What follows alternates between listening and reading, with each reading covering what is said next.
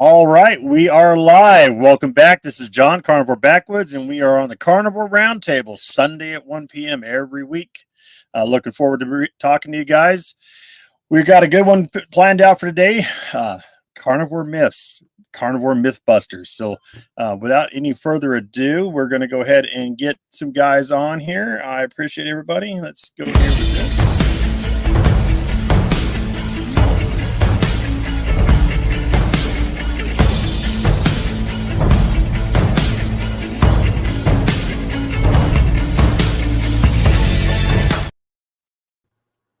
All right. Work our way around here, do some introductions. We got Brett Hoosier Carnivore. I was going to say that backwards for some reason. Hoosier Carnivore. How you doing today, Brett? Oh, we're doing great. Happy New Year to everybody, and ready to get going. Let's go. And Brett has that background because he lives up north, and it's always cold, like an ice box. So it just makes him feel comfortable. Larry, Carnivore Soldier, bud. It's good to have you back on the show. Yeah, all right. Carnivore Soldier coming in from Austin, Texas. I'm here. How's the weather down there? I bet it's not as cold as the meat locker. Going to be 71 today and sunny. So I'm going to go run on the track. I'm running my sprints after this. So, yeah, it's pretty good. Nice. All right. So, Carrie, how's Nashville? Hey, it's great. The sun finally decided to come out today. I've been doing my morning walks and I record the sunrise every day, and I just post it just to wish everybody a great day. And the last few mornings have been just cloudy and quite frankly ugly. So it's a struggle to find something positive when it's like that. I'll be like, well, at least it's not raining. But I understand. I live off grid, and in the last week or so, I've had to run my generator probably about every other day or two. Because I'm just not producing enough electricity to keep my batteries charged. So, yeah, it's nice to see the sun out today. mm-hmm. Yeah, it's beautiful. Beautiful here. Well, guys, so today we're going to have a conversation about myths on the carnivore diet. There's lots of good ones out there. I think Larry came prepared. He did some research, came up with some good ones. So we'll work off that list. But if you guys got a myth that you want to talk about, put it in the comments. And, of course, don't forget to hit the like button, hit the subscribe button. Go over and like and subscribe to all these guys' channels. They're all working hard to provide you guys content, and we appreciate them for being here. So it looks like we're getting a few people in here. Let me see who we got going on here. Mike Shaw. We'll say hi to Mike real quick. How you doing, sir? We got Don's in the house. Don, good to see you, bud. My Weight Loss Life. And Living in Carnivore UK. We got a bunch of YouTube channels already on here. That's outstanding. Appreciate you guys being here. Yeah. So, Larry, you got one you want to throw up, start with, or you want me to come up with one, or what? Let me take a look. I have one that I can start. All right, go ahead, Gary. It's carnivore related. That high salt or eating what they would consider high salt causes high blood pressure. And I can tell you for a fact that it does not. And even though I had white coat syndrome, in other words, my blood pressure was never awful, but it was creeping up there. And even after I'd gone keto, it was still like in the 138 range for the top number, for example, like 138 over 83. So it, at the doctor's office. So I just had an appointment, and it's been steadily going down after being on carnivore. And my last appointment, it was 111 over 71. Ooh, and that was at the doctor's office, and they didn't even have to retake it to, get the number down, because they know that it's usually lower if they take it a second or third time. But I just thought that was fabulous. So anyway, so that is one myth about the salt, red meat, all that, and high blood pressure. Big myth.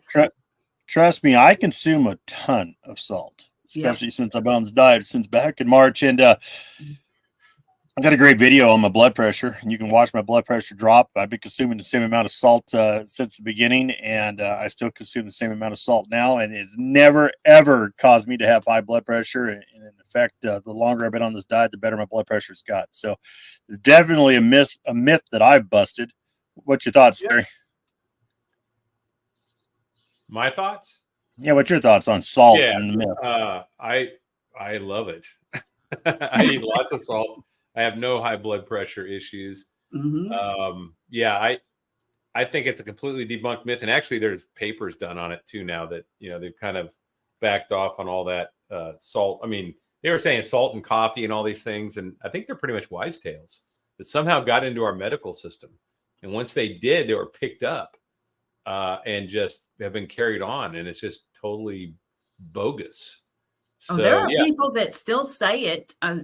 Doctors and different people, they will still say, cut back on your salt. I remember my father when he had his, he was dealing with high blood pressure and the onset of diabetes and stuff. That was one of the things they were telling him. You got no salt, no salt on anything. And that's absolutely false, and it causes other health problems. And they finally backed off of it.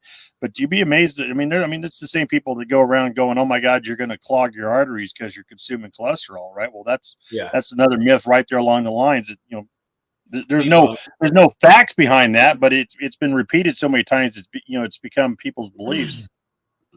All right, I'm gonna drop a topic in so you can make a banner or whatever if you want, John. Okay. Of a myth. I have a couple myths here.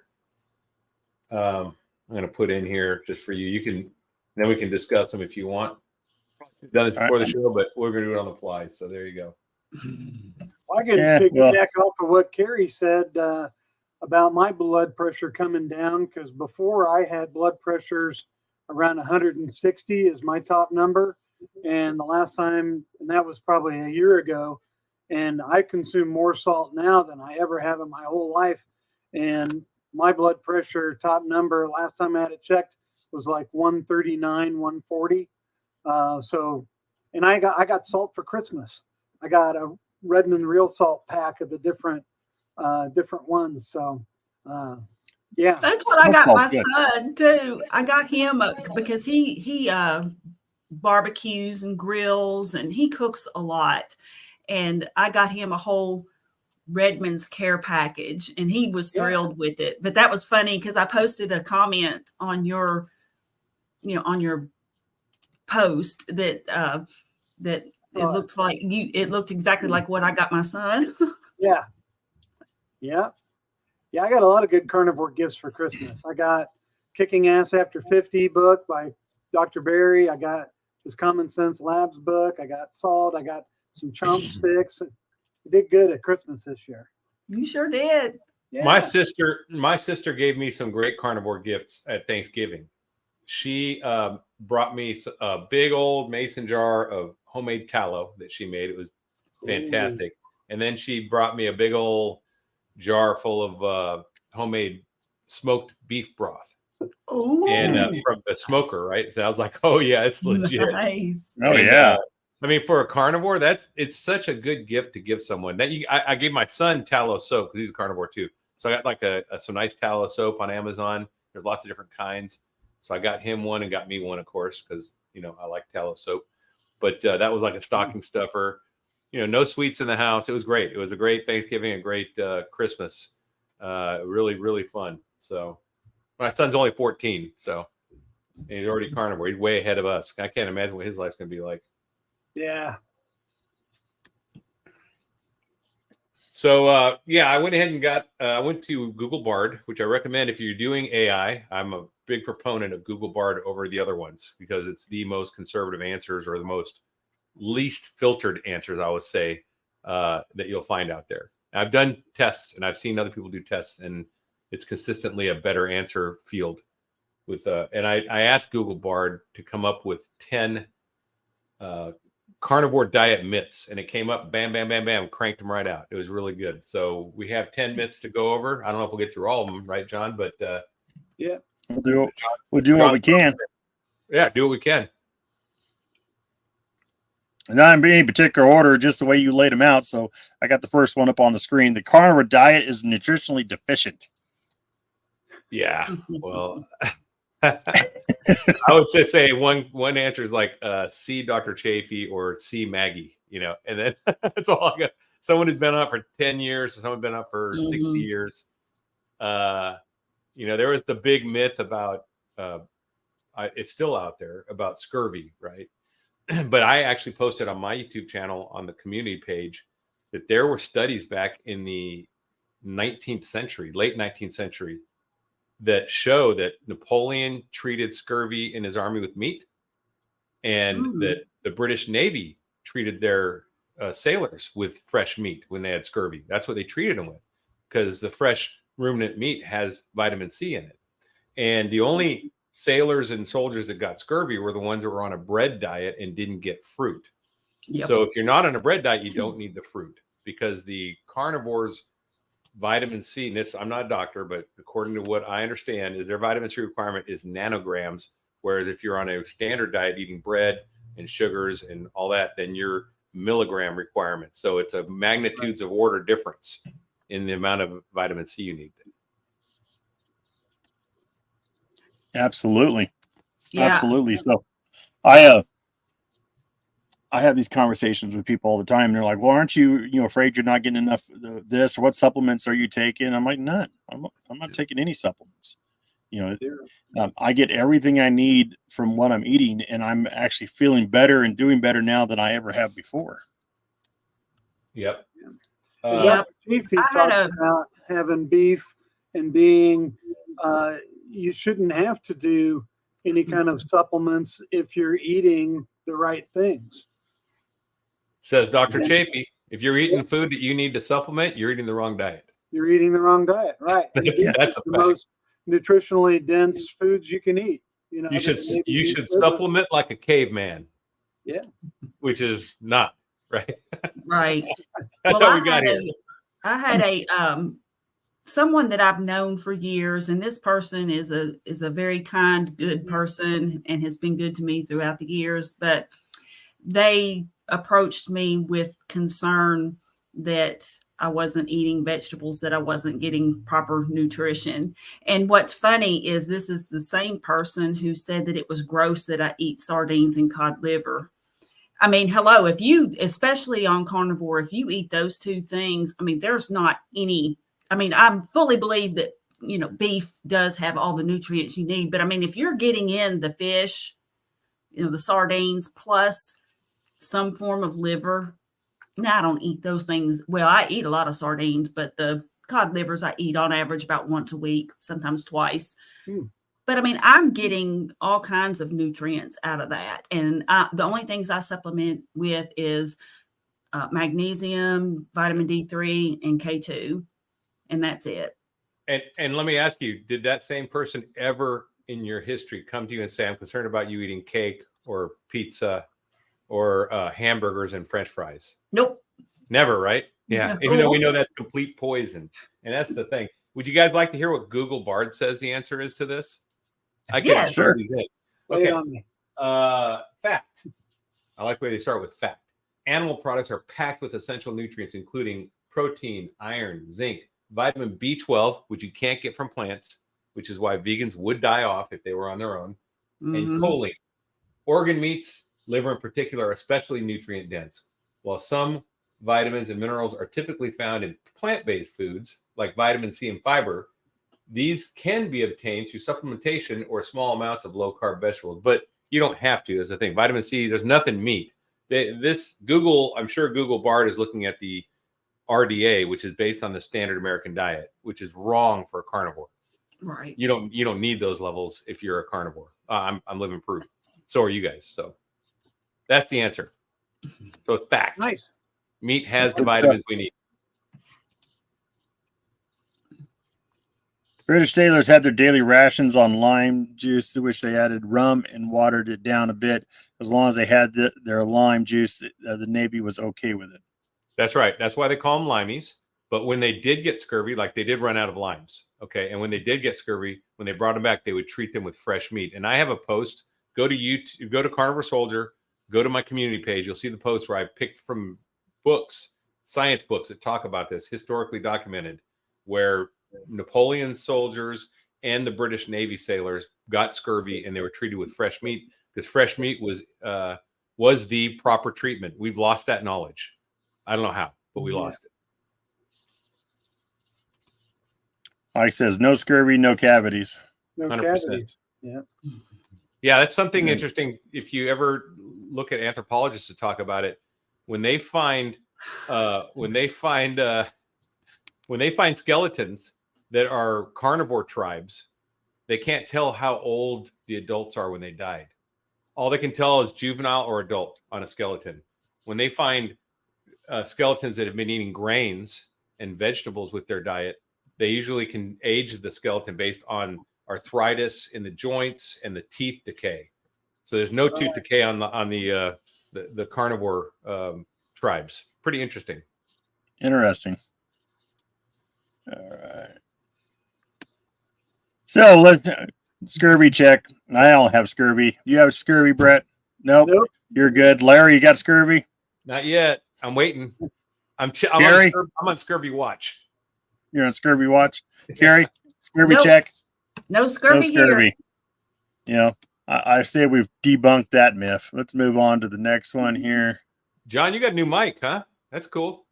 Yeah. I picked this up about a month and a half ago. That's how long it's been since we've been on. Oh, wow. I guess so. All right. Sound better?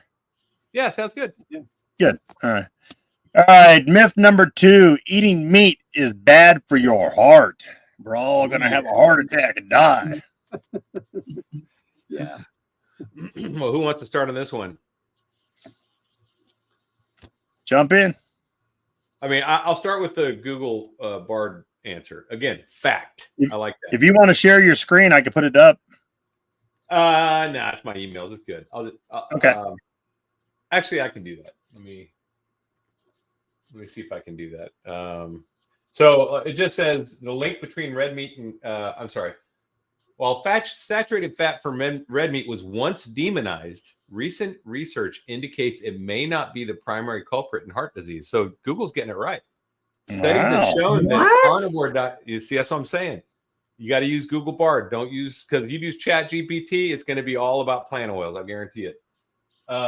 Studies have shown that the carnivore diet can positively impact blood pressure, cholesterol levels, and other heart disease risk factors. Although I would say cholesterol levels in themselves aren't a heart attack disease factor. Certain ratios can be, right? But so anyway, between the nanolipids, right, LDL and HDL, but that's neither here nor there. So yeah, I'm gonna go ahead and see if I can share this, John, while you guys discuss. But anyway, I agree with that. I mean, that's pretty good. Google got it pretty right. That's incredible. It's actually really good. I told you. Wow. Okay. Yeah, you sold me. Okay, here's the proper answer to this, guys. Okay, so here's the answer. Carnivore, click the wrong one. Yep, it's moved bad for on the me. heart. Yep. Stop moving. There it is. It does break my heart when ribeye's not on sale. There you go. That's the heart. That's the heart disease. Yeah. That's the bad heart. That's bad for your heart when your heart gets broken. That's bad for your heart when ribeye's not on sale. You should have seen. I walked into Food City down here, and they had a whole bunch of standing roasts on sale for like $9.99 a pound. And of course, they had already cut it off the rib, but the rib was still there. And I walked over, I'm like, can you cut this into 3/4 inch steaks? And I'm like, oh, and grab this one here. Walked out with $200 worth of meat. Had them cut them all into ribeye steaks. So I'll take all this with me. And the guy was like, oh. Sweet. Well, there's a kind of a multi-pronged thing about this topic with beef being hard on your heart. Well, one kind of angle on that is eating a low carb carnivore diet improves your ketones, and your heart actually runs better on ketones than it does on sugar. Also, if you ever have a CAC score done for calcification, being on a low carb diet will actually lower your CAC score over time for many people. And there's just a multi-pronged thing about this that actually shows that, that beef is actually beneficial and is better for you than probably almost anything you could eat. So, yeah, I mean, and not to mention the inflammation goes away when you're on a meat diet. right. That's huge for the heart. The visceral fat can go away. So the visceral fat is the fat that goes around your organs. It'll decrease and go away, especially if you exercise, walking or sprinting or whatever, lifting weights. So yeah, there's a lot of benefit that goes along with eating meats that are not direct. But yeah, I think this is totally debunked. Anyone else? I agree wholeheartedly. It's debunked, but it's the first thing anybody will ask you. The minute you tell them you're on the carnivore diet, they're like, aren't you afraid that you're going to get heart disease from eating all that meat? Well, and here's the interesting thing. When you eat only meat or very low carb or whatever, you reduce, obviously, your glucose levels and all of that. So you reduce your A1C. Of course, your triglycerides go down. And so basically you eliminate metabolic syndrome. You lose weight. Typically, people lose weight. So you've gotten rid of the number one risk of heart disease by not having diabetes, because that's the number one risk factor. Right. I agree. Exactly. All of that's really what it comes down to. Once you eliminate diabetes and you get your blood pressure under control and you get the inflammation out of your body from getting off all the fake fats, you've actually reduced your chance of heart and cancer and all kinds of other things dramatically. It's not eating the meat that was the issue. It was all the garbage that went along with it. And you ate meat on top of it, and so they blame the meat versus all the other crap that we were eating. So I wanted to throw something in, make this myth 2A. And Dr. Berry talked about an article where someone came out and said that meat causes diabetes. Yep. Sure, you've all seen that. Yes, there's so many carbohydrates in meat that's just causing your blood sugar to spike. I don't know how twisted and tainted those results had to be to come out with that test and how they came out with that result, but it's crazy. They all went to McDonald's for lunch and they all ordered the Big Mac, super size with a fry and a Coke. And they blamed the hamburger that was in there for the fact that they all got fat and got heart disease versus the bread, the sugar, the soda, all this other crap that they were consuming. No. That's just incidental. It was the meat. The meat's the reason why we're having these problems. Mm-hmm. So I'll address the ChatGPT thing. So the ChatGPT is connected to the internet. I think you saw that later. You said. But the big problem with ChatGPT is it is trained by a group of people who have certain leanings in their belief, which includes, veganism, vegetarianism, and even a World Health Organization type stuff. So they're gonna skew their answers because their answers are trained by people, and that's the way it works. And Google's training is more open. There's a lot of, you can look it up. There's a lot of articles and YouTube videos about it where people show the difference. All right. So I got a question here. It's not carnivore, but we'll put it up here and we'll look at it. I make this, I take 2 grapefruit skins and 4 lemons and put them in an Instapot with a filtered water, cook it, take a tablespoon in the morning and night. Haven't been sick in 3.5 years. Okay. Good for you. I mean, that's great. I don't know what to say on that. No, yeah. So what were you eating those 3.5 years too? I was curious. So yeah, were you on the carnivore diet plus doing this? Yeah, because I haven't been 6 since I've carnivore diet and I don't do that. Right. Well, they're not getting the meat and the pulp and the juice that contains all the sugar and carbs. And, fruit doesn't have the same things in it that are trying to kill us as, spinach and leafy greens and the other things that Dr. Chafee talks about a lot. Mm-hmm. So I don't know, maybe there's something magical in the oil from those fruits that's helping out, but I've never heard of that. But yeah, it's something I guess it could be coincidental. I mean, it could be coincidental.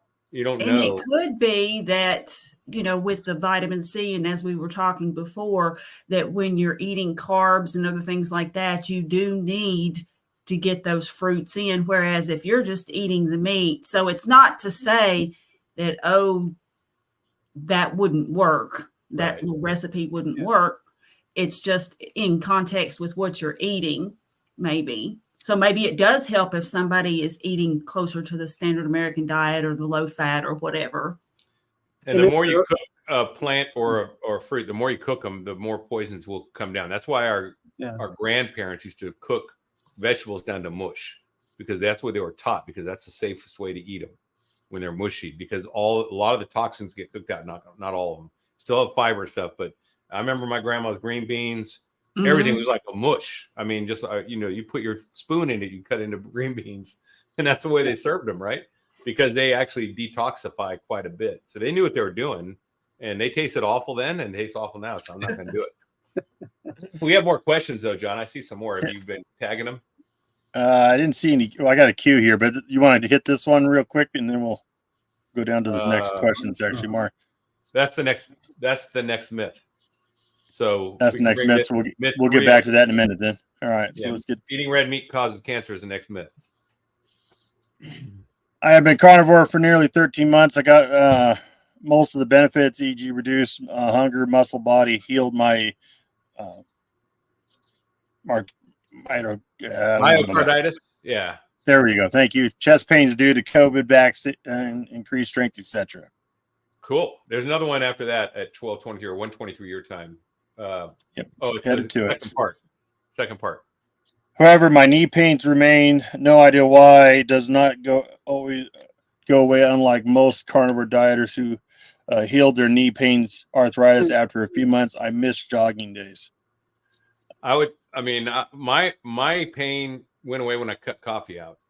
Unfortunately, that was personal to me. Not everyone has that, but my arthritis pains went away when I went. What happened was I went lion diet for 30 days, which meant no coffee, and came back, reintroduced coffee several months after my lion diet, and guess what? My arthritis came right back. So I knew exactly what caused it. So now I've removed coffee again. My arthritis is gone. So I would just examine your diet and look at eliminating everything for a while to see how you can get rid of it.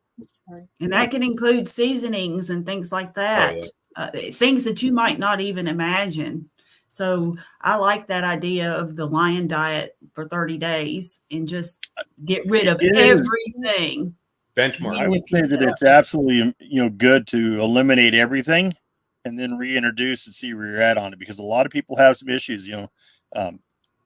Coffee, pepper, seasonings. There's lots of things out there that could still be causing issues that you would. It's like, pepper won't cause me any issues. Well, black pepper has caused a lot of issues for a lot of people, so that's something to be looking into.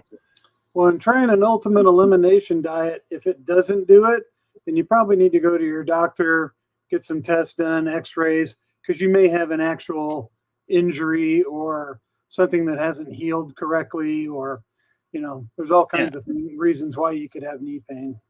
If you've lost the cartilage in your knees, all the carnivore diet in the world is not going to regrow that. So if you've already done the damage, there's the damage is done. It should get better, maybe feel better a little bit, but it may not ever go away. Right. That's definitely something that you need to delve into with the doctor. Yeah. All right. We good on that question, Larry? I think that's all the questions I saw. So we're up to speed. Oop, there we go. So eating meat causes cancer. Now this is one Google Bard got a little off because it's kind of believing, but if you read the language carefully, you'll see that it's kind of right, because I'm going to make this bigger. Hold on. Because their wordage, I guess I can't zoom in. So it says eating meat causes cancer. The fact, the link between meat and cancer is complex and inconclusive. That's 100% fact, right? Mm-hmm. We know that it is inconclusive. I would not say it's complex, but only because people running the studies are making it complex. It's not complex. While processed meats have been linked to, and when they say linked to, that just means it's a correlation. Right? You could say, hey, more people that watch HBO get cancer. So HBO has been linked to cancer, right? And it could be a fact. but it doesn't mean, correlation is not causation. So this does only say linked to an increased risk of certain cancers. The evidence for unprocessed meat is less clear. So even if there's evidence, it's really a correlation evidence, not a causation. So I don't think, and actually when you look at processed foods, what is processed foods? What do they process it with? Plants. They add plants to the meat, whether it's sugar, maltodextrin, all these things come from plants. So that's what they're adding to the meat. So when you add sugar to a meat, guess what? The meat's less good for you. I mean, that's just the way you look at it. But I'm not going to say I still eat sausage and pepperoni. I eat some of that stuff. Not a lot. Not when I'm on Lion, but I do on my daily diet. I'll grab a meat stick every now and then, clean as I can find, The carnivore diet typically emphasizes unprocessed meat. True. Potentially making it a lower risk option. True. Unprocessed meat is probably better quality, but I don't think there is literally, when you're talking about absolute risk, not relative risk, because I think these guys look at relative risk and they don't know the difference. Absolute risk would be the difference between eating regular meat and processed meat would be like buying 1 lottery ticket versus buying 2 lottery tickets. Your odds of winning the lottery have not appreciably changed. But relatively, you have 50% greater chance of winning now, right? So that's the difference between relative and absolute. Your absolute winning odds have not changed at all. So I think eating those 2 meats, there's no real difference so that's all I got on that.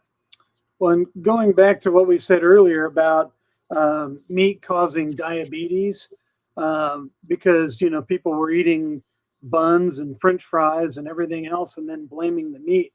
I think a lot of that, with meat getting blamed for causing certain kinds of cancer, that kind of goes hand in hand. Because if you look back over history, cancer hasn't really been a thing until recently in human history. The Inuit and American Indians that ate primarily meat-based diets, they didn't die of cancer. They didn't have cancer. So it's more of the bread and French fries and all the other things that get eaten along with the meat that's probably causing the issue. And I'm looking forward to there's more studies getting ready to hit soon. And I'm really looking forward to seeing those. And a cholesterol study coming too. You can look at dogs and wolves, right? Dogs, the number 1 killer of domesticated dogs right now is cancer. Number 1 killer. Wolves don't get cancer. That's just the way it is. They just don't. It's very, very, very, very rare to find a wolf with cancer. But dogs, number 1 killer. The difference between those two, and they're so close genetically, they can breed. That's pretty dang close, right? Yeah. Here's a funny comment. My house hippo loves it when I eat this way because I changed her diet because poojas have been beside man since prehistoric times. The house hippo. Nice. Yeah, and what's in dog food? Grains. Yeah, and actually, it's worse than that. Watch the documentary on Evil Food. I think it's called the Evil Food channel or something like that. And they have documentary on the dog food. It's terrible. You don't want to feed your dog that after you see that. You don't. Here's an answer to that question from earlier. I have an old knee injury, meniscus tear from martial arts. It's much better, but still hurts from time to time. Once you've done the damage, it's not all going to go away. Yeah, meniscus is not coming back. So my ankle is tissue damage like that. It's ruptured tendons. It's jacked. And my shoulder too. They're not growing back, but the pain does go away. So yeah, it can ease your symptoms, but it won't cure the damage. Yeah. When the hubby had cancer, we couldn't get his pH up until we stopped coffee. Once he stopped it went back to normal. Nice. Yeah. So, it sucks. I love coffee, but I don't drink it anymore. It does suck. But you know what? Life's not fair. Suck it up and drive on. That's all I got to say. I'm a soldier and I just do it, So I'm not going to be nice about it. I'm not going to be kid gloves. If you want the results, sometimes if you want the best results, you have to do the best practices. That's just the way it is. That's life.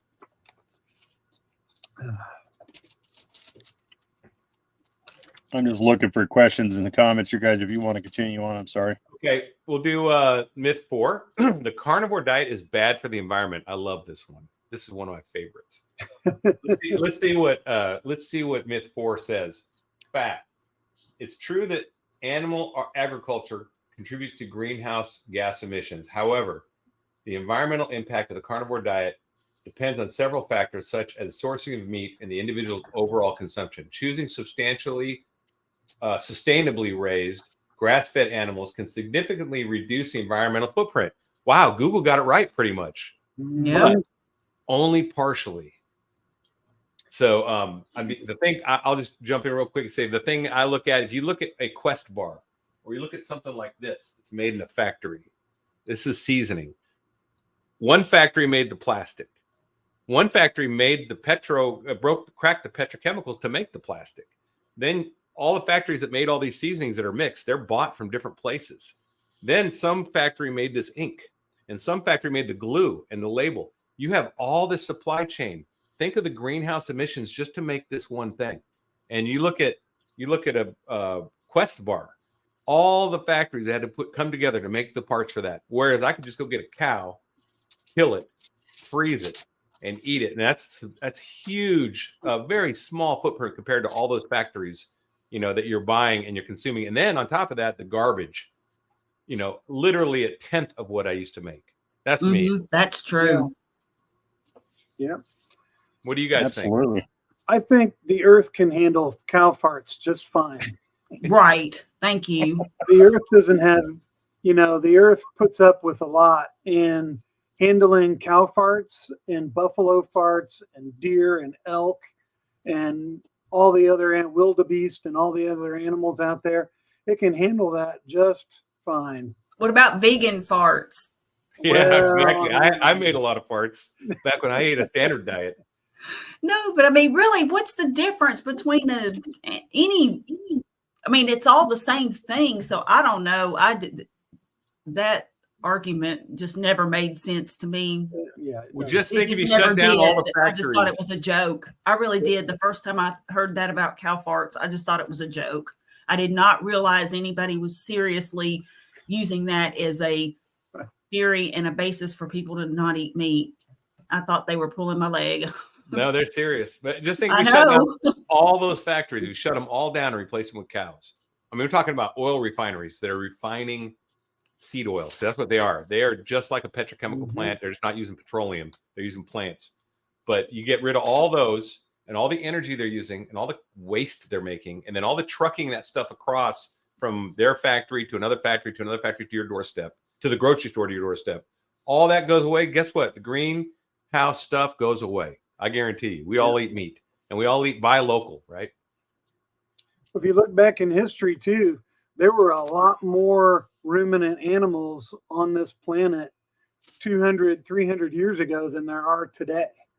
So how are cow farts contributing to global emissions problems? Yeah, it's the mass hysteria. You get a large group of people together, and they'll come up with something just absolutely screwy, right? So, I mean, we can live on a planet where we're polluting the world with all kinds of artificial stuff. We're making chemicals out of everything. You got emissions out of vehicles that are polluting. People pouring crap down the gutters that's polluting the planet, and we're going to focus on cow farts. And that's the leading cause of problems. Not the fact that we're doing all this other crap to the world, but no, let's focus on those cows out there because they fart a little bit. Because not like everything on the planet that's living doesn't fart. So no, it's just absolutely insane. But that's how you keep everybody focused away from the issue. Is you come up with something stupid and you just keep pushing on it, and everybody will sit there and try to argue it out. Yeah, with no critical thinking whatsoever. No one does any critical thinking. Electric cars are going to save the world, but where's the power come from, right? No critical thinking. Well, yeah. No critical thinking. Yeah. Renee says her cows don't fart. Yes, they do, Renee. They must belch. Belches too. Yeah. We had 130 million buffalo. We had 130 million buffalo roaming this country before we killed them to punish the Indians, which is such a terrible idea, but we did. and they were fine. Well, and the progressive thinking on this will obviously be once the cows are gone, then we'll have to. Well, it must be the sheep farts, and so we'll have to go after the sheep. And now the sheep are gone, so we'll have to go after the goat farts. And now we're gonna have to go after the pig farts. Until everybody's eating bugs. But then there'll be like something on that. I mean, it's just absolute insanity. It's an excuse. It's just an excuse for them to try to demonize the things they don't approve of. That's all. It's just an excuse. I agree. No questions yet. I don't see any in there. I'm looking through there. Renee says she's heard them belch. She's had her cows for 6 years. Yet to hear one fart. Just saying. Well, they're polite cows, Renee. They're not farting around you. They wait till you walk away. Right. They're sneaky. That's great. Oh, what do we got here? Alaskan carnivore Vincent J. and Stewart, Alaska was convinced my med professor that RT knee replacement and spinal fusion was needed for chronic pain relief until I found carnivore 120 days ago. Med's gone. Outstanding. Woo. Congratulations. I had personally a back injury that I thought would be with me the rest of my life. I thought it's just part of getting old and in the military because I carried a lot of gear, did a lot of stuff, crazy stuff. And my ankle injury, my knee injury, I thought I could no longer run since 2017. I did not run. In fact, I had what's called a walking profile in the Army, which means that my ankle is bad. So I could speed walk, which is basically like a forced march for 3 miles instead of running 2 miles for my PT test. And I just assumed the rest of my life I'd never run. I just assumed that. But guess what? Today after this, I'm going to running sprints because I run sprints now. And it's amazing, but my back's healed. I lift, I deadlift, I squat. I'm doing all the stuff I did in college and getting to the weights I was there. And my body is going back to my college weight at 57 years old. No joke. This thing's legit. So, make whatever excuses you want. Or change your life. You make the decision, but I'm telling you, this is life-changing. This is the first time you've ever seen a vehicle that delivers on the work you put in on it, period. Never seen one like this. Yeah, totally agree. The benefits. Down the rabbit fart hole we go. There we go. Yes. What were you saying, Carrie? Well, I was just saying that the benefits, and of course, I know that we'll probably get into that, but it's like, it's non-scale stuff too. It's, people look at it as a weight loss thing, but there's so many other benefits to it. And I've heard many people say that if they still kept the weight, but continued feeling the way they do, they're as active as they are, that they would be fine with that because they lived with these aches and pains and things that they just thought they would have forever. And like for me, I thought I was going to have anxiety for the rest of my life. Sometimes it was debilitating. It got better with keto, but man, going carnivore, I mean, it's just gone. I would have never been on a stream like this before. So it's all of these things that it does. And you're right, the return on investment, just in the way you feel, is the best I've ever seen for just about anything. Yeah, bottom line for me, anything. Yeah. I mean, and the mental, like you said, the mental for sure. Mental, I think there's 3 things that change. Your weight, that's big. Your mental, your motivation level, stress, anxiety, depression, confidence levels coming back, feeling more like a man because I can do stuff like I did. I didn't feel as much of a man as I was when I could run. And when I was 280 pounds, I felt like less of a man and felt like a poor soldier. And I could go back in today and be a better soldier than I was in like 2016, 2015. Wow. Yeah. I could go back and do it. And that's why you see Julius Caesar had 60-year-old guys in his army. Well, if they were like me, they would have been freaking beast mode. And I think they were, and, a lot of guys had older guys. The Huns did too. So, I mean, they ate meat. Ready to move on to the next myth? Okay. Yeah, that's a good one. Myth 5, the carnivore diet doesn't have enough fiber. Well, that's because it has 0 fiber, which is by design. Yeah. But let me say, okay, Google kind of gets it. Okay. Fiber is primarily found in plant-based foods. That's a fact. However, the gut microbiome can adapt to produce some fiber on a carnivore diet. I did not know that. I believe so. That may be true. Additionally, small amounts of low-carb vegetables can be incorporated to boost fiber intake without breaking ketosis. That's true, but I would not recommend it, because what fiber is, by definition, is an undigestible sugar. And that's what ferments and gives you gas. And you only need fiber, apparently, on a standard diet when you have all these carbohydrates, because fiber will move the carbohydrates to you, because those carbohydrates are going to give you gas and indigestion and GERD, like I had. I used to have GERD. I had all kinds of IBS. I have none of that now. So once you eat just meat, you don't need fiber. You just eat some butter, and that'll soften your stool up. And you just have small. Basically, my poop's like scat now. It's like I'm like more like a wild animal when I go, you know, and I don't go very often. Right. And it's the easiest going that you've ever had to do. Totally. Yeah, and it's over in a few minutes. I used to read on the toilet. I don't have time. Yeah. I mean, we've all been there, but I mean, it comes down to, you're like, oh my, you go in there and your mindset's like, oh, I'm going to be in there for a minute. And then you're like, boop, I'm done. And I don't even turn my fan on no more. It don't stink, man. That's great. So I did some deep diving into the whole fiber, and colon cancer and all that crap that, that they went and preach. Well, first of all, that's been debunked a couple of times, and you can look that up. But, if you go back and look at original studies, so the original study didn't say that eating fiber stopped you from getting colon cancer. What the actual original study said is if you had colon cancer and you consumed a high diet in fiber, there was less mortality. So the only thing that actually came out of that study is if you had colon cancer and you were consuming a high fiber diet, this is correlation, right? So you can take it for what it's worth. There was less death. That's the outcome of that study. Nothing in there actually said that eating it was actually healthier for you, that you had less chance of getting colon cancer. It was simply came back to whether or not you were going to die or not, supposedly, while having this. And a lot of that study has been changed. And the thing I find interesting about most of these studies, if you delve into them, they don't want to do any new ones. So when data comes out, so like the one where the American Heart, where they came out and said, that meat causes diabetes, they didn't go get new information. They didn't go out and ask people now how they're eating. They went back to the 1980 studies and based all their decisions based off of the answers from those questionnaires from back in the 80s.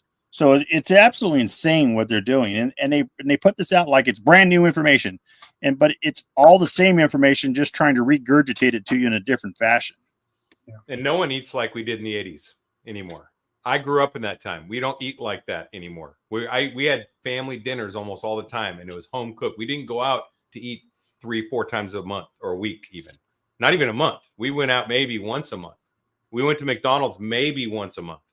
You look at what people are eating today, Chick-fil-A all the time, drive-through all the time, completely different. So those answers don't even, like you said, they don't correlate to what we're doing now. Yeah. So it's bad data. I live in East Tennessee. I live in the South, and I can tell you right now that on any given day at 5 o'clock, you know what the busiest places are? Chick-fil-A, Taco Bell, McDonald's, Hardee's.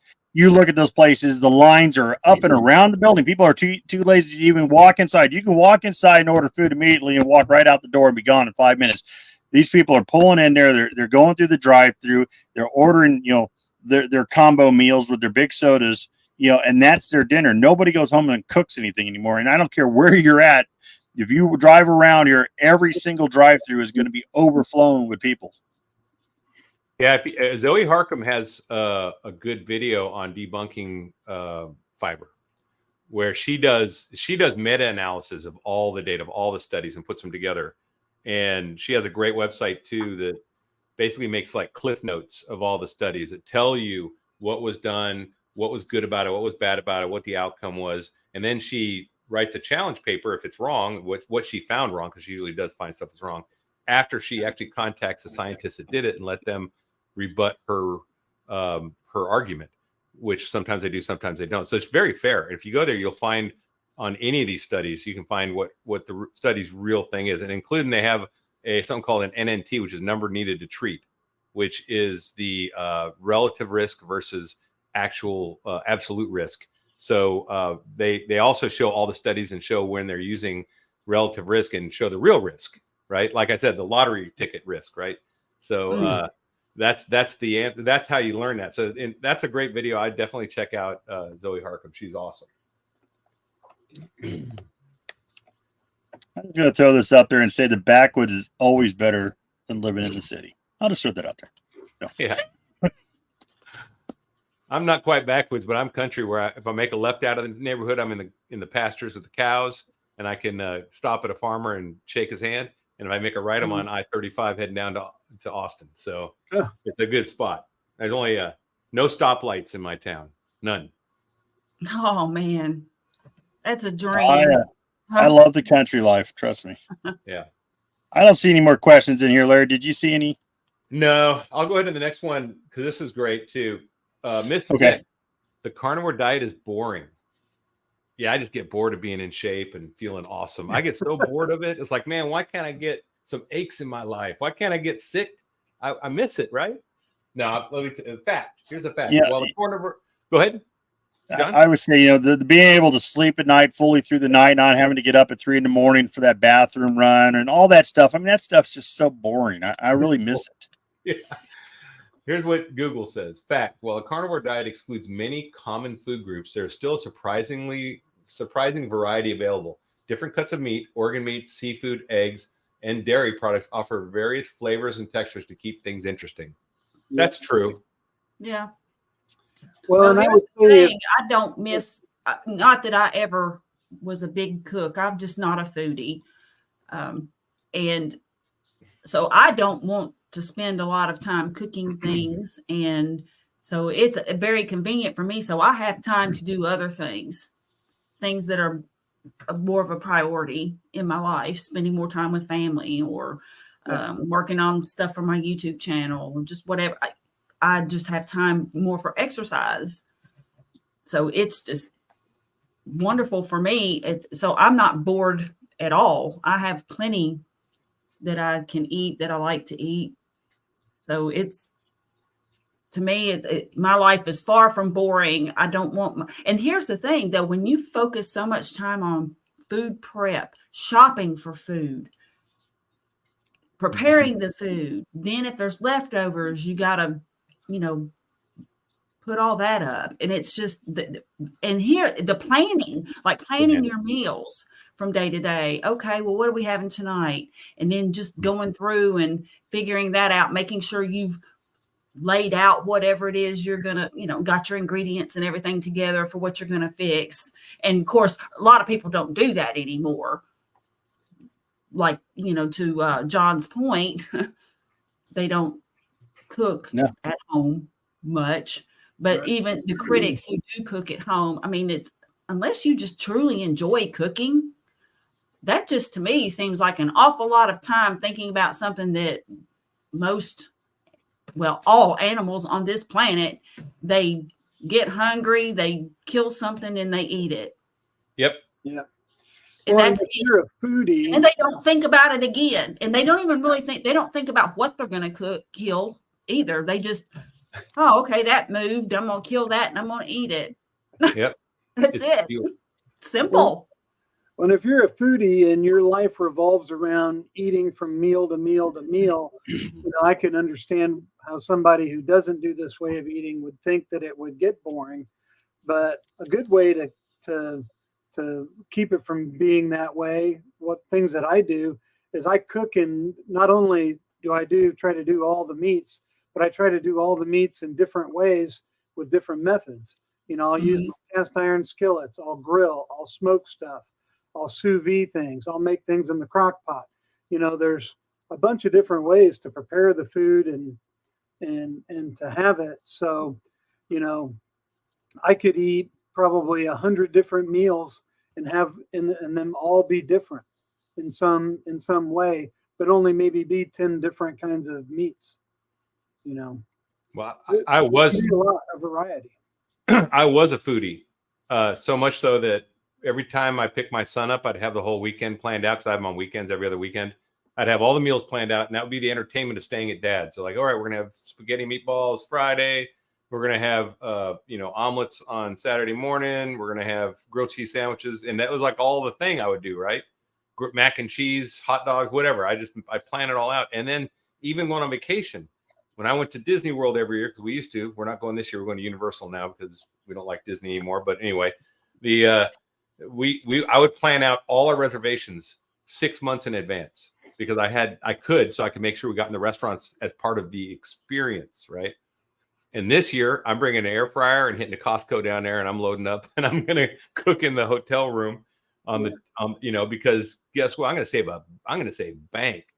I mean, you go out those parks, and it's crazy, but that was all part of the experience. I was really into the experience, and to be honest, it's hard on social things now when I go on dates and such because I'm single, because everyone's into the food experience, and that's pretty much a date typically. Oh, we lost John. Hopefully, it's just your camera, John.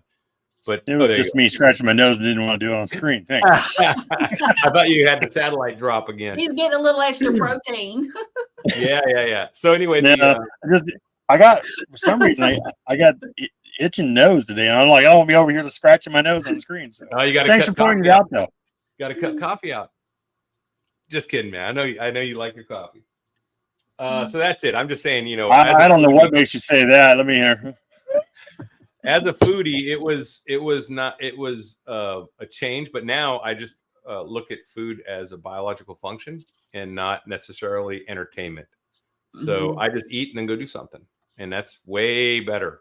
It's much fewer dishes, fewer prep, fewer cleaning. Everything's easier. I don't even use half the stuff in my kitchen anymore. And no muss, no fuss. That's it. I would say this, that it used to be eating was like the highlight of your day. Yes. It was like what you look forward to. It was like, oh, I can't wait to, maybe I'm going to go eat this, or I'm going to have that. I'm going to cook this. And now, I mean, I know what I'm eating, but it's not the highlight of my day. I'd rather be working on other stuff. I'd rather be working on, things that I'm working on for my channel or for real estate or whatever it is.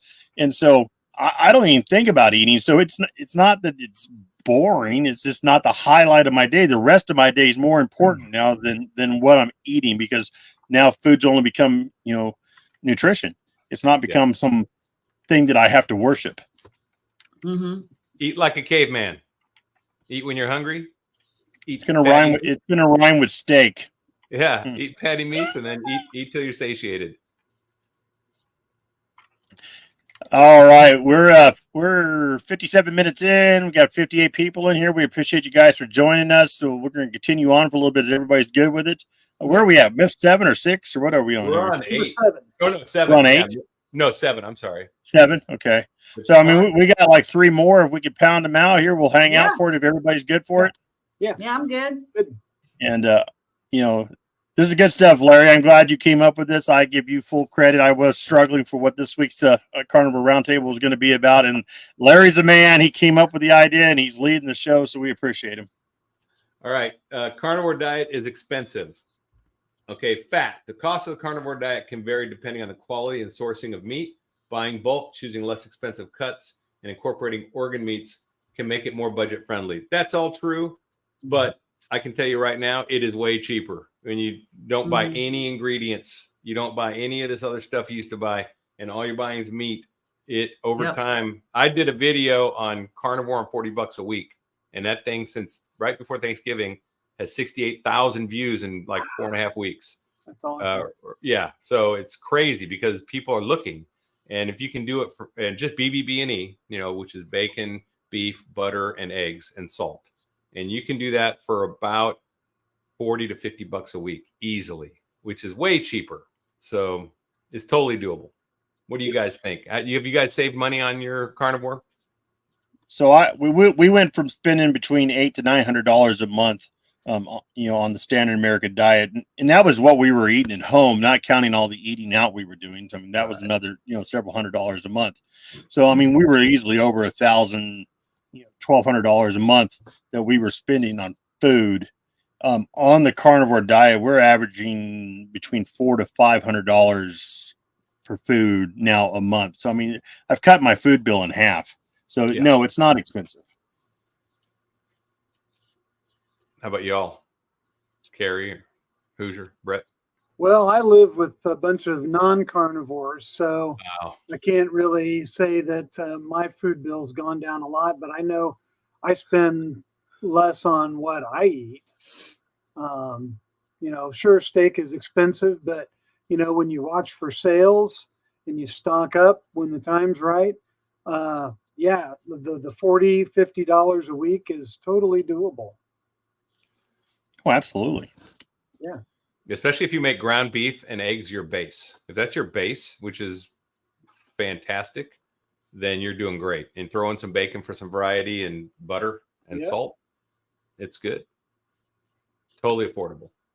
Absolutely. Yeah, same here. And I mean, I was like what you'd call ketovore before I discovered carnivore a year ago. Actually, my carniversary was either the 26th or the 27th. I don't remember the exact date that I started, but that was when my friend gave me all that meat, my neighbor. So anyway, I was ketovore, so I wasn't eating very many vegetables before that. But I can tell you my grocery bill it's certainly not more than it used to be. Now, I will say that I have started buying more steaks and things like that I wasn't buying. So it did go up some from that ketovore point, but I can tell you that if I were eating the regular standard diet, I mean, people talk about how expensive meat is, but everything else is expensive too. Like I've gone shopping, like I've been to the grocery store with friends, for example, like if we've had to run in and they were getting something, and you see the prices of the items on the shelf. I don't know that it's, when you're adding all of that stuff in. Now, I think one thing is that people think that they would be buying the other stuff plus meat. They're not really, and some people may have to do that if they're the only one in their family who is carnivore. So yeah, I get that.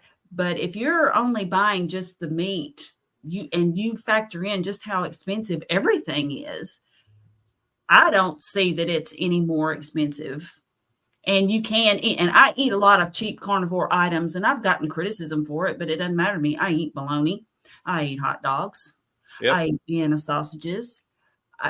I eat those things. Now, do I eat them every single day? No. Do I eat them 24/7? No, but I eat Spam. I also eat sardines. I eat cod livers. So I do eat a lot of the canned meats.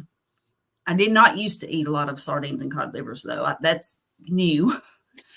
But I guess the point is, yes, it's very economical. And I throw in some steaks. I used to primarily eat ground beef, eggs, bacon, and I've started getting beef bacon, which is a little bit more expensive.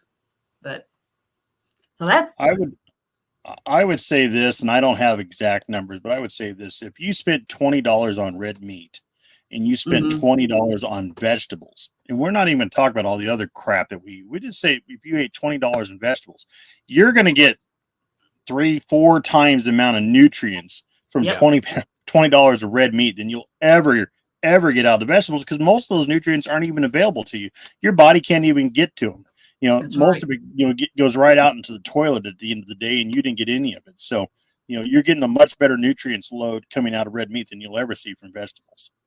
Yeah, if you look at them, and I wish they would show that. Now they show price per ounce. I wish they'd show price per nutrient density. But even if you did price per calorie, right? Even if you did price per calorie, which is not what we count in carnivore, but people looking at that argument probably are still counting calories or familiar with it because they're coming into the diet. So if you're looking at price per calorie, the price per calorie of vegetables versus price per calorie of red meat is hugely different. You get so many more calories, which is really valuable out of that meat than you do. And like he said, it's not even bioavailable on the vegetables, even though you get those calories. They're fiber. They're going right through your butt. They're not going to help your body at all. So, yeah. And one last thing on this, the carnivore diet and eating meat is more satiating. Yeah. Whereas you're eating the typical American diet, you may be eating 3 or 4, 5 times a day, where with carnivore, you're only eating twice a day. So you're eating less. And, if you think time is money, there's a little factor there too. So there's all different kinds of ways you can measure affordability. Oh yeah, shopping. Oh, yeah, absolutely. Shopping is like streamlined. Everything's streamlined. Doing dishes, everything's streamlined. Yep. It's way easier. I just got an idea for a video. Good. There you go. Yeah. There you go. We're looking forward to it. Myth 8. The carnivore diet is unsustainable. Here's Google says. Google Bard. Fact. The sustainability of carnivore diet depends on several factors, including the type of animal agriculture and the overall demand. Choosing ethically raised, pasture-raised animals can promote sustainable practices. So from sustainable, they're not talking about sustainable like humans sustaining it and surviving. Right. They're talking about the environment. I agree with that. I think Yeah. it is. I would opt for more ethically raised and better raised beef if I could. But sometimes I just go to Costco, be honest, because convenience, you know. So I support it, and I recognize it's better. I don't always practice it. I've heard people ask, what if the whole world was carnivore? Could you feed the world? This may not be the sustainable that we're talking about, but if you have to feed the world, I can tell you, living in a farming state in Indiana, if all the farmland here in Indiana, in just our one little state, was cow pastures, lamb, pig, chickens, buffalo, all the good things, we could grow enough meat here just in Indiana to probably feed the entire United States and probably Canada as well.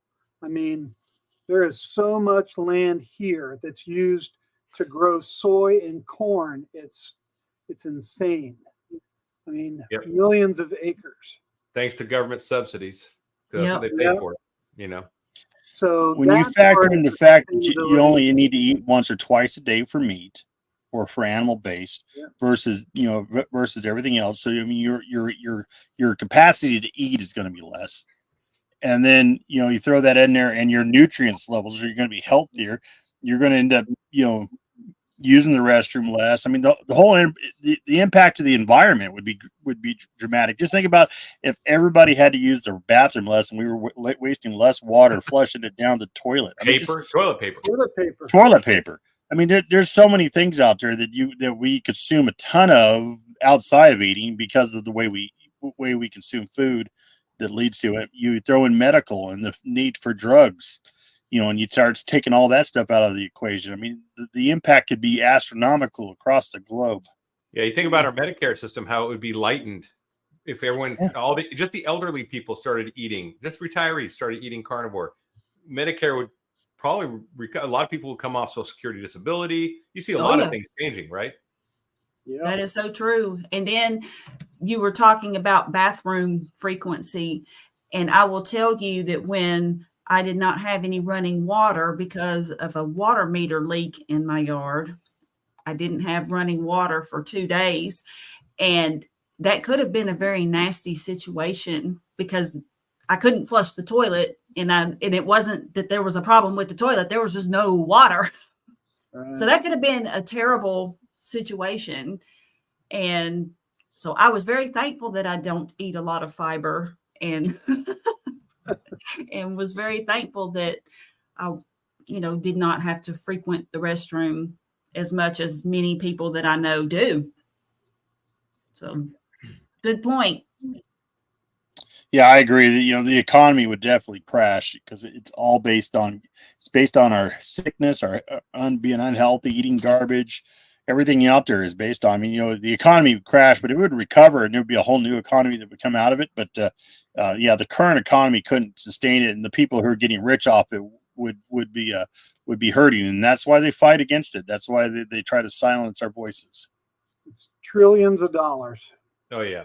That's what we're up against. It's literally David versus Goliath.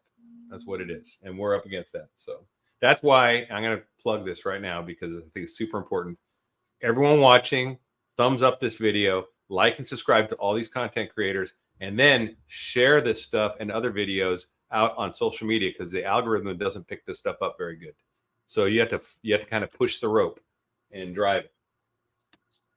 As controversial as this live is, wouldn't be surprised if YouTube shut it down on us, but we'll see how it plays out there. Yeah. Well, we're using Google's algorithm, and that's part of YouTube, right? So there you go. There you go. It's using their answers. All right. So myth number 9: the carnivore diet is dangerous for everyone. It's only dangerous to those companies. But fact, while the carnivore diet may be beneficial for some individuals, it is not suitable for everyone. I disagree, but okay. People with certain health conditions, pregnant or breastfeeding women, and children should consult healthcare professionals before trying this diet. I agree with that.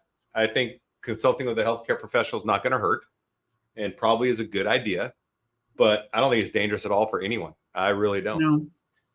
Yeah, ask Ken Berry's wife, Nisha. She's a certified breastfeeding consultant, and she'll tell you that the carnivore diet is ideal for breastfeeding.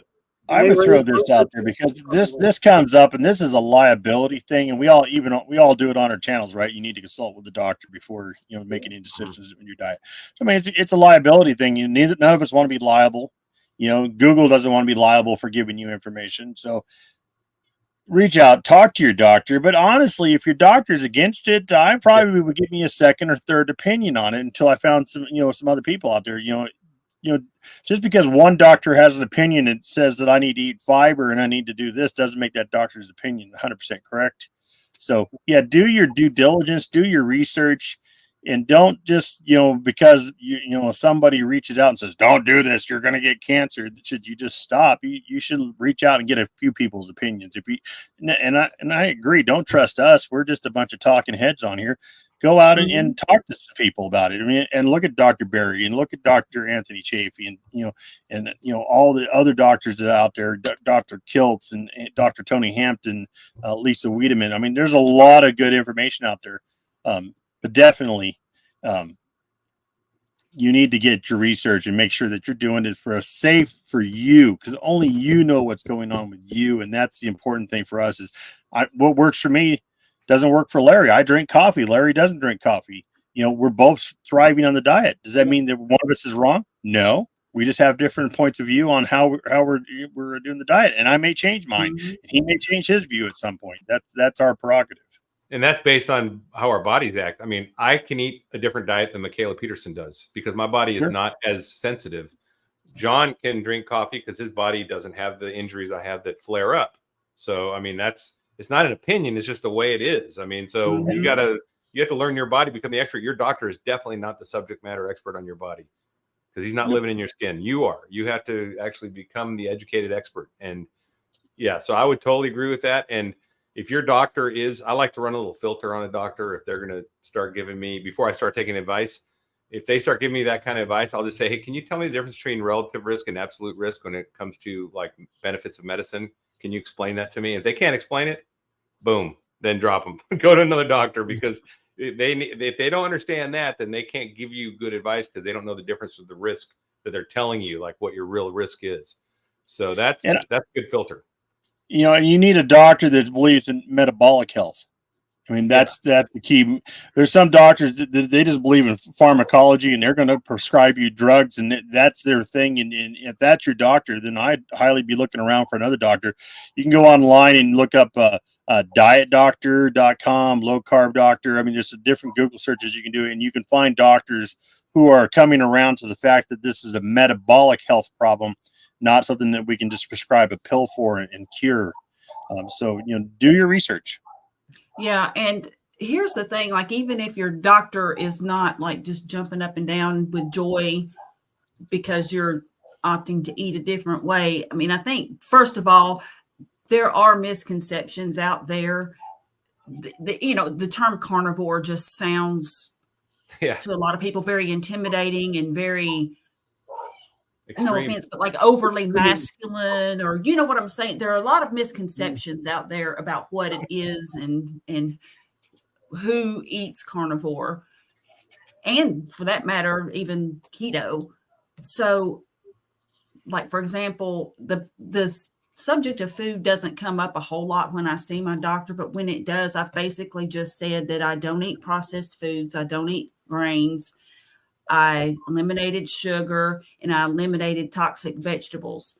Now, granted, that's a little bit of omission there because I think all vegetables for the most part are toxic. So that's why, so I've eliminated toxic, but here's the thing. It's like, no problem with it. And I think if you go in and talk with somebody, not with, I think this, or I think that, or I believe this. And even if you've got studies, I mean, approach them, because think about it as a professional. If somebody came in and just tried to tell you how to do your job. Yeah. And I've had that happen. I'm in IT, but I've had people try to tell me how to do what I do. And it's very, it brings your defenses up.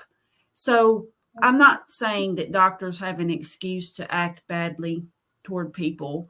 Not at all. If somebody is truly disrespectful to you, then yes, you need to find somebody else. But also just, I have just found that if you're kinder to people and you just don't get in your face with them, that like this goes from doctors to wait staff.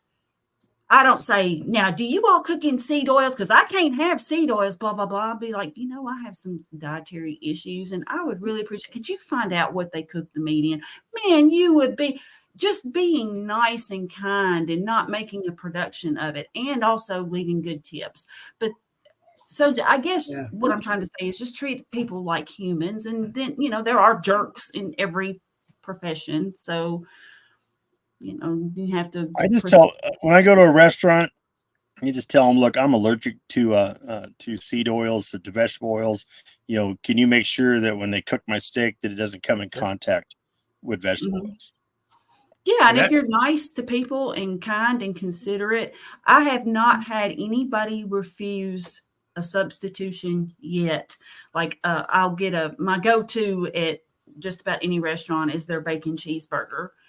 And I will ask for a substitution for any sides. And I'll say, could I perhaps get a couple extra pieces of bacon instead of the fries?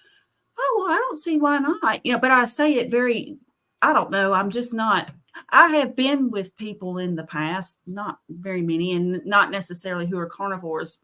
Matter of fact, this person ate quite the opposite and was very, I don't know, it was just like almost pretentious about it. And I just find that when you just are human toward another human, that most of the time you get better results. That's my little tip for the day. It's a good one. Absolutely. You guys ready for the last one? Yeah. Why not? Let's do it. Drum roll. The last one is myth number 10. The carnivore diet is a quick fix for weight loss. And that's a myth. And I like that because, listen, this is what they say. And I'm going to give my 2 cents, but of course, because I always do. Fat. While the carnivore diet can lead to weight loss for some, it is not guaranteed or a sustainable solution. Disagree, but okay. Individual results vary. Agree. And long-term health should always be the primary focus. Agree. So I agree and disagree with this. I would say that some people may not lose weight right away or may not lose weight depending on where they started from, right? Me, I lost 24 pounds in the first 4 weeks and I've lost 46 pounds overall. So you will lose weight, but it is completely sustainable because this way of eating is the only way I've had that's actually sustainable. But it's not a quick fix. Because people look at this like, oh, I'm going to do this carnivore diet before spring break to get ready for bikini time, right, or whatever, and they hit that. That's the wrong way to look at it. You have to look at it as like, I'm going to heal my body and change my life. Is really because carnivore diet is really one of the only one of the very few life-changing events in my life. Like being a father, life-changing event. Coming out of the military, life-changing event. Getting married, life-changing event. These are things that change your identity, right? Getting divorced, life-changing event. These are things that are major waypoints in your life because when you come out the other side, you're a different person and you have a different identity. And being a carnivore actually is one of those things. It's hard to believe, but that's why I can get on here with these three strangers, and have a huge amount in common and talk like we've known each other for 5 years. Right here, boom. Yeah. It's amazing because it is. So I think this is completely sustainable. I would say this, and this may sound controversial, but when I say it, but if you look at YouTube and you go out and you search all the different carnivore channels out there, or keto channels out there, those of us who have taken this on as a lifestyle, this is what it is. It's very sustainable, and we don't have slip ups. We're not, it's not our we're not out it for weight loss. We're not out it for building, monetary gain from YouTube, because honestly, that's never going to happen anyways. But there are some that struggle, and their goals are based on weight loss. They're based on financial gain of the channel or whatever it is. And so they struggle all the time. But those of us who are simply into it for the lifestyle, we're rock solid. Do I get off diet occasionally? Yeah. Do I get right back on? Absolutely. And if I've done a couple of things and I went, oh man, I feel like crap, and then I'm right back on track. It's validated that I cannot do that. I ate 5 cookies. Somebody handed me some cookies over Christmas. And I'm like, okay, I'm going to eat these because I don't want to be rude to the person in front of me. Right. So I ate these 5 cookies and I felt my knees hurt. My body ached. I felt like crap. My stomach was rolling, and I'm like, oh my God, I am never doing that again. Yeah. Do I need to go post a video about it on YouTube? And no, I'm not going to do that. But but it is a fact. And so I think, your mindset is everything. Is the carnivore diet for weight loss? No. And that's how I got here. I started off with weight loss as my thoughts. A lot of us started off, but once you realize the health potential and the ultimate benefits of this, it's no longer about weight loss for me. I don't care if I lose another pound. As long as I can feel healthy and be healthy and have energy, I'm 100% into this diet. Yeah. Yeah. And while, you could lose weight quickly by just switching from whatever you're eating to pure carnivore, I wouldn't recommend it. But I think you'll find if you do try that and you make it through the conversion to it, you'll find that you won't want to go back. That's right. What I found. I don't want to go back. And a key is what you said earlier about Larry, and John, actually, about like lifestyle and everything. It is a way of life. So I think initially what happens is someone might just be like, I want to lose weight or just whatever. And so they try all these different things. But what it boils down to is how you see yourself and who you want to be. And that was an important lesson to learn. So while no, I wasn't doing it to lose weight or anything, I knew one thing, and that was that I do not want to become type 2 diabetic. So I have people say to me, oh, you didn't have any of that. Like I had a work function and there were all kinds of sweets and goodies that I could have had and dishes that were prepared. And I felt kind of bad about it, but I didn't eat any of I ate meat. That was all I ate. And people were like, oh, how can you pass that up? And I'm just thinking to myself, yeah, I'm not sticking a needle in me. I'm not doing it. Now, I never was diabetic, but my mother was. And I saw how that life is.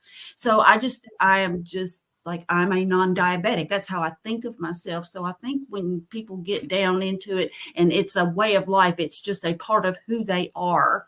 It's not something they're doing to get from point A to point B. It is just a part of their existence.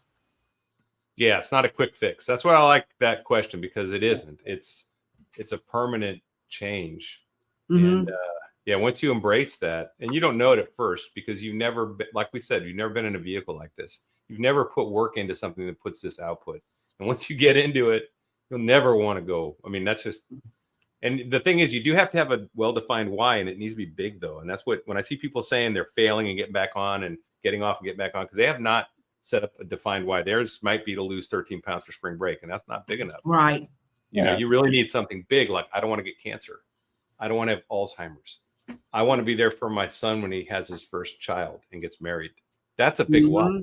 And when you grab onto that, or your own health, so when you grab onto that, then it's easy. It's super easy.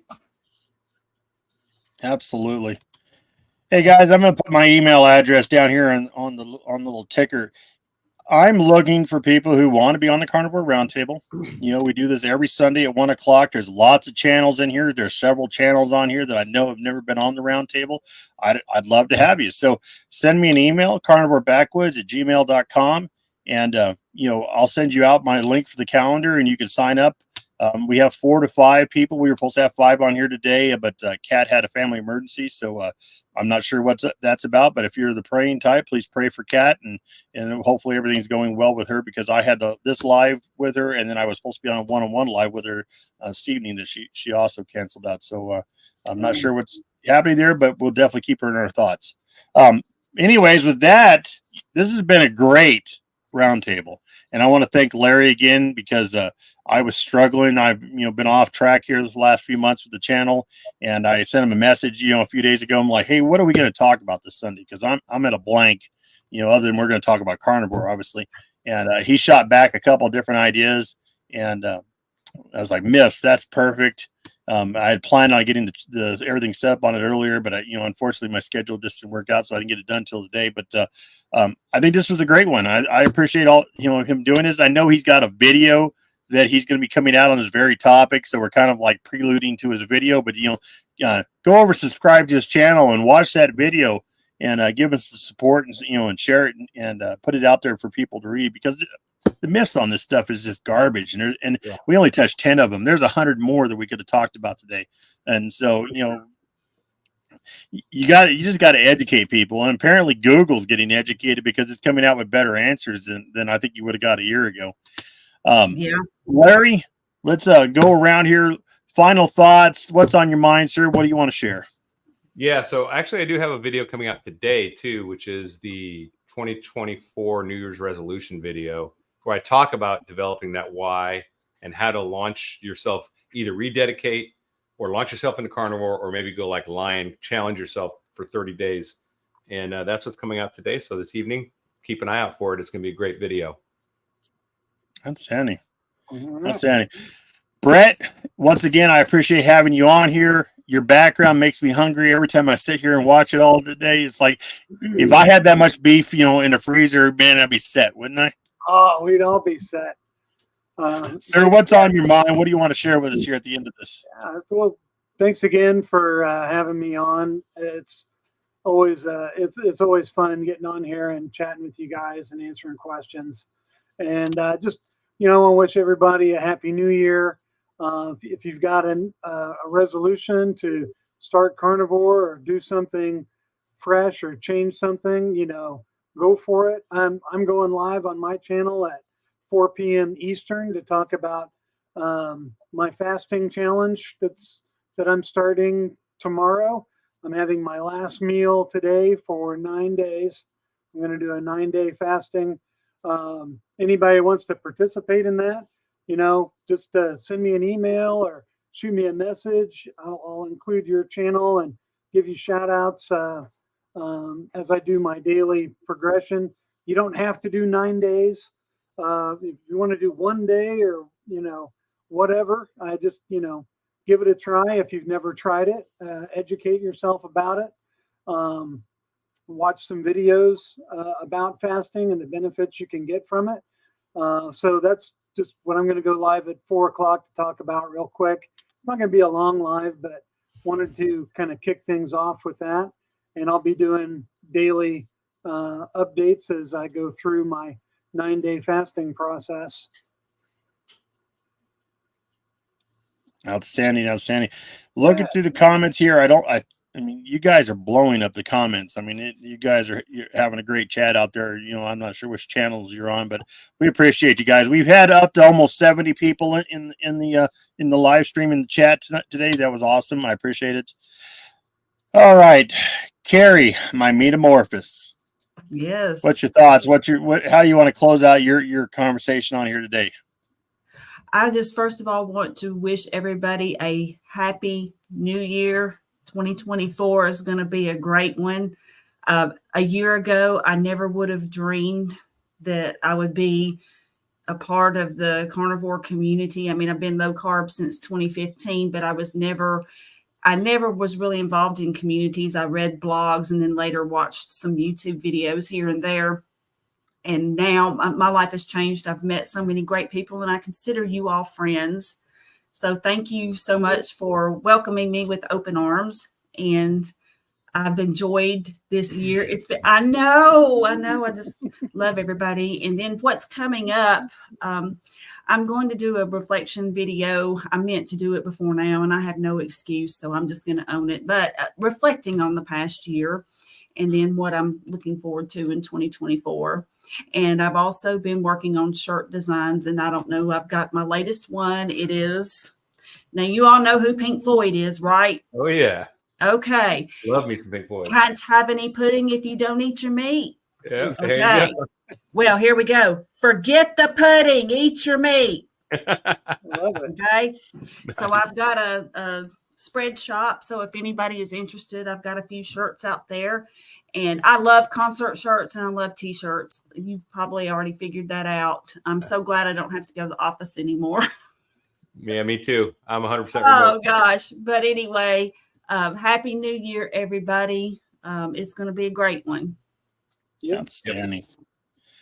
Guys, it's been an amazing year. Yeah. You know, and I guess it just kind of dawned on me, you know, that this is probably my last live stream of the year. So no, it's been a great year. You know, March 1st started Carnivore Diet, started this YouTube channel pretty much at the end of July. You know, it's been an interesting, I'm a little over 100 videos, looking forward to next year. What I will throw out there is me and Carrie are going to have a meetup in February the 11th, and we're going to start hashing out the details of that.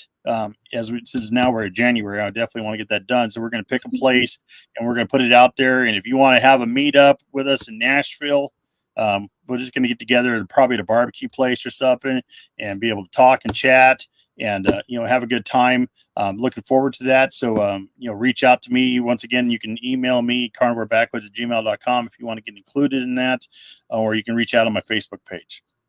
Guys, I appreciate each and every one of you. We look forward to talking to you. Do me a favor, go to each one of these guys' channel and just type in a comment. Tell them thank you for the live stream today. Just give them one comment saying thank you for the live stream. It will do wonders for their channel if everybody would just go in there and post a quick comment on, you know, not in the comments, you know, in the chat, but in the actual comments section. Just tell them thank you for the live stream today, and you'll be amazed on how much that'll improve our channel's ability to reach out there. Guys, you all have a good one. We'll catch you on the next one. And, you know, we're always looking forward to new conversations and new topics. Yeah. All right. This is awesome.